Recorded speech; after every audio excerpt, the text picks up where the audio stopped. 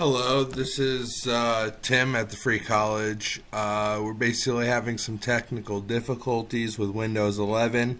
The Xbox Game Bar is what we primarily use to do screen capture videos for this channel.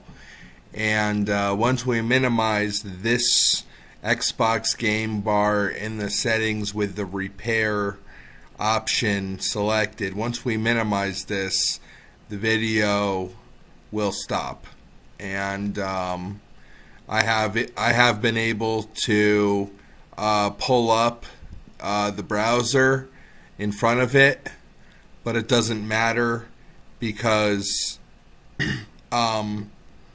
basically all that records is this settings Xbox Game Bar thing.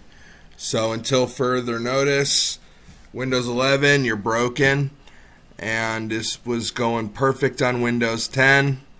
So I don't know what's going on here, but we're having some technical difficulties. Microsoft, please fix this issue. Thank you.